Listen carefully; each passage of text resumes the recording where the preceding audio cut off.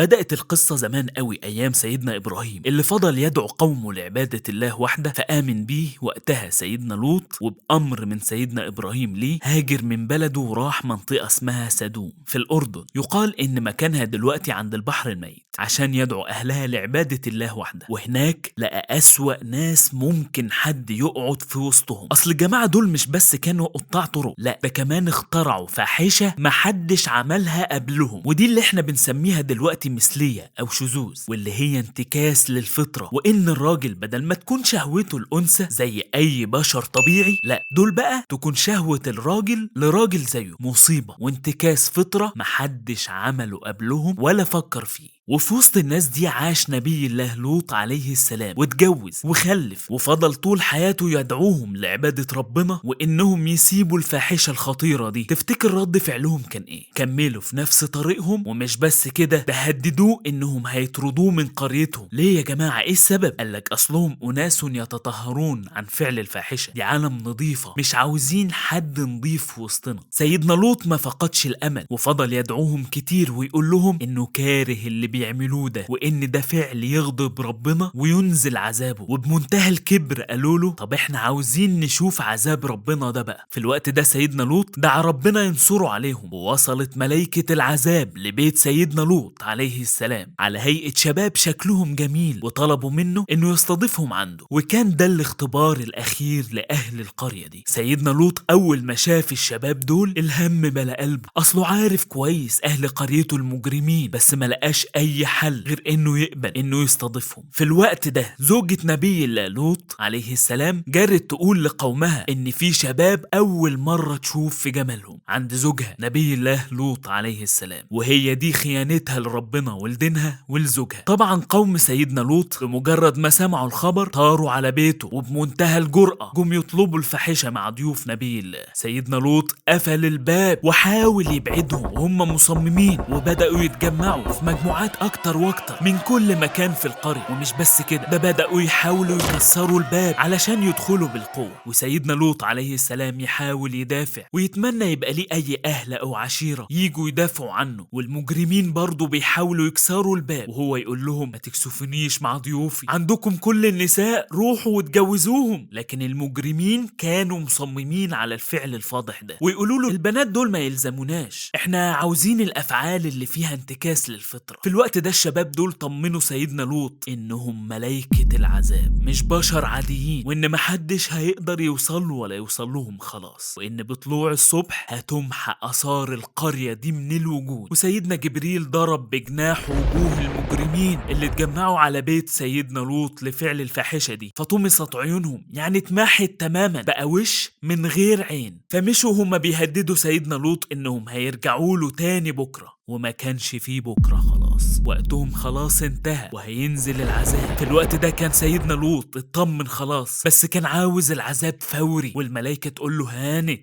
أليس الصبح بقريب. الملائكة أمرت سيدنا لوط إنه يخرج هو وأهله من القرية دي بالليل، بس مهم جدا محدش يلتفت أبدا مهما سمع من صوت العذاب. اتقال إن زوجته خرجت معاه وبعدها التفتت، وقيل إنها ما خرجتش أصلا. في كل الأحوال هي اتعذبت مع قومها، لأنها مش بس هي اللي راحت قالت لهم، ده كمان كانت راضية وفرحانة بالمنكر ده. مع طلوع الصبح بدأ نزول العذاب. سيدنا جبريل رفع القرية بطرف جناحه وفضل يرفعها لفوق في السماء، لدرجة ان الملائكة في السماء سمعوا أصوات حيواناتهم، وبعد ما رفعها كده قلبها بالعكس زي ما كانت فطرتهم معكوسة. ومش بس كده، ده بدأ ينزل عليهم مطر جامد جدا من السماء، بس المطر ده ما كانش مية، ده كانت حجار، كل حجر عليه اسم واحد فيهم ينزل يقضي عليه فورا. وفضل العذاب ده لحد ما اتمحت القرية أو مجموعة القرى دي من على وجه الأرض. قيل إن عدد سكانها كان 400 ألف، وقيل إنهم كانوا 4 مليون. ويقال إن مكانها دلوقتي البحر الميت اللي مش بيعيش فيه حاجة خالص لشدة ملوحته. وبس كده انتهت قصة القرية الظلمة مع نبي الله لوط عليه السلام، بس فضلت عبرة لكل حد يستخف بأوامر ربنا. عشان كده ربنا قال لنا عنها وما هي من الظالمين ببعيد.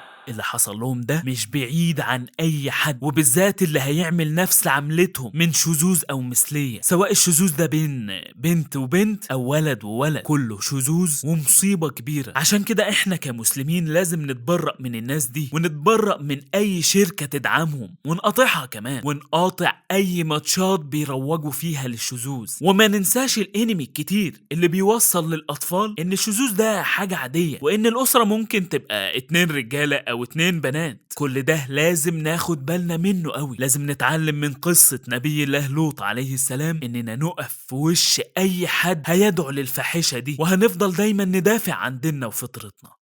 رسائل